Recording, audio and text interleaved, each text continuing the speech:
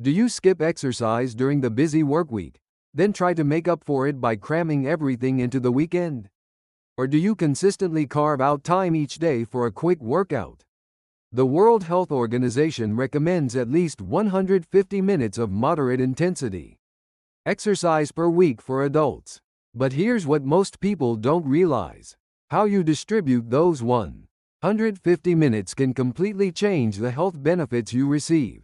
Let me tell you about two colleagues of mine. The first spent Monday through Friday buried in overtime and meetings, then hit the gym for 3 hours on Saturday and hiked for 2 hours on Sunday. The second colleague exercised for 30 minutes every morning before work. 6 months later, at their annual health checkup, the results were striking. The daily exerciser had better body fat percentage, blood pressure, and blood sugar levels across the board. Why does this happen? A groundbreaking study from Loughborough University in the UK, published in 2023, tracked 63,000 people for 10 years. The results were shocking. Even with identical weekly exercise duration, how you distribute that time can create up to a 40% difference in mortality risk. The researchers divided participants into 3 groups. First, the weekend warriors who crammed 70% or more of their weekly exercise into 1 or 2 days. Second, the regular exercisers who spread their activity across at least 3 days per week. Third, the inactive group who barely exercised at all. The findings are remarkable. Compared to inactive people, regular exercisers reduced their overall mortality risk by 37%. Weekend warriors also reduced mortality risk by 30%, which sounds similar. But look closer at the details. For cardiovascular disease mortality specifically, regular exercisers showed a 41% reduction, while weekend warriors only achieved 33%. A Harvard Medical School follow-up study, published in 2024, provides even more specific insights.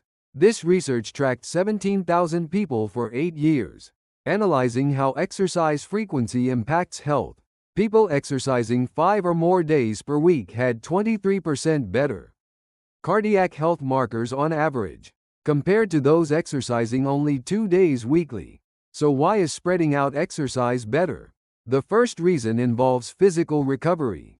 According to Stanford University's Exercise Physiology Department, our bodies undergo tremendous positive changes during post-exercise recovery. Muscles regenerate, cardiovascular function improves, and hormonal balance is restored. This recovery process typically takes 24 to 48 hours. What happens when you cram intense exercise into weekends? Only, your body doesn't get adequate recovery time before being stressed again. This can actually overload your system, triggering chronic fatigue and inflammation. Research from the German Sport University Cologne found that people who exercise intensely only on weekends have 18% higher blood inflammation markers, on average, compared to regular exercisers. The second reason relates to metabolism. Our metabolic rate doesn't just spike during exercise. It remains elevated for up to 36 hours afterward. This is called excess post-exercise oxygen consumption, or the afterburn effect. According to research from Tsukuba University in Japan, someone exercising 30 minutes daily enjoys this afterburn effect all week long, while weekend-only exercisers experience it for just 2 days. The numbers are compelling. Daily 30-minute exercisers burn approximately 1,200 extra calories per week from the afterburn effect alone. Weekend warriors only get about 400 additional calories. Same exercise time, but 3 times the calorie burning efficiency. Third, there's injury risk. Data from the American Orthopedic Society shows that weekend-only exercisers have a 62% higher injury rate than regular exercisers. Ankle sprains, knee ligament tears, and rotator cuff injuries are especially common. When you suddenly stress a sedentary body intensely, muscles and ligaments aren't prepared, making injury easy. Research from the University of Melbourne Sports Medicine Department supports this. They analyzed exercise patterns and injury records for 3,000 people.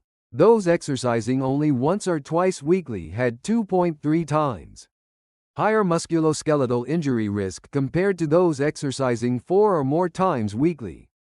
This difference was particularly pronounced in people over 40. But here's an interesting finding from a 2024 study at the University of Barcelona in Spain. Weekend warriors still fare much better than doing nothing at all. Analysis of 24,000 people showed that weekend-only exercise still reduced diabetes risk by 27% and hypertension risk by 23%.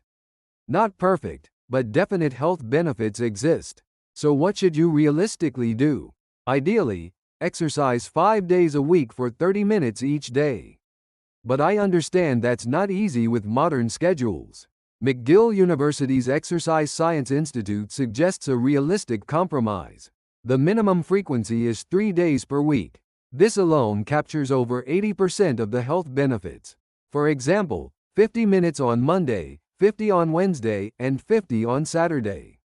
This provides adequate recovery time, while maintaining the afterburn effect throughout most of the week. What if weekdays are truly impossible? Then at minimum, split your weekend into 2 days. 75 minutes Saturday, 75 Sunday. This is far safer and more effective than cramming 150 minutes into a single day. Copenhagen University research shows that splitting weekend exercise across 2 days reduces injury risk by 45% and accelerates muscle recovery by 32%. Here's a crucial tip. Daily movement matters as much as exercise frequency. Groundbreaking research from UC San Diego found that people who exercise only once or twice weekly but move frequently throughout the day are as healthy as daily exercisers who otherwise sit all day. Specifically, if you spend 80% of waking hours sitting, even 5 weekly workouts lose half their benefit to prolonged sitting. Conversely, people who regularly stand, take stairs, and walk short distances only need 2 or 3 weekly workouts for significant health benefits. The National University of Singapore research team proposes a non-exercise activity thermogenesis strategy. Stand and stretch for 5 minutes every hour.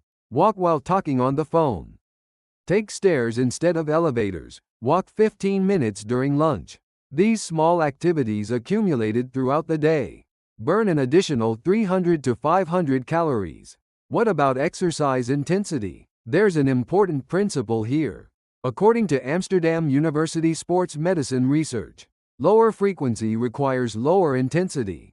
People exercising 5 days weekly can handle moderate or high intensity daily. But those exercising only once or twice weekly face dramatically higher injury risk with high intensity. Here's a safety guide for weekend warriors. First, adequate warm-up is essential. Spend at least 15 to 20 minutes on light cardio and dynamic stretching to prepare your body. Second, gradually increase intensity. Don't start at maximum effort. Begin the first 30 minutes at moderate intensity and slowly ramp up. Third, take sufficient breaks during exercise. University of Toronto recommendations suggest people exercising only once or twice weekly should follow a pattern of 30 minutes exercise, 10 minutes rest. Fourth, don't neglect cool down. After exercise, spend at least 10 minutes on gentle stretching and walking to gradually lower your heart rate. Age-specific recommendations matter too. People in their 20s and 30s have faster recovery, making the weekend warrior pattern relatively acceptable. It's still better to exercise regularly, but weekend cramming isn't problematic. However, things change after 40. Swedish Karolinska Institute research found that weekend warrior patterns in people over 40 carry twice the joint damage and muscle soreness risk compared to younger people. If you're over 50, be even more cautious. This age group should definitely spread exercise across at least 3 days weekly, ideally 5. Keep sessions under 50 minutes, between 30 and 40 is appropriate. Stick mostly to moderate intensity, limiting high intensity to once weekly at most. Women have additional considerations. According to Oslo University Sports Science research in Norway, menstrual cycles Affect exercise performance and recovery.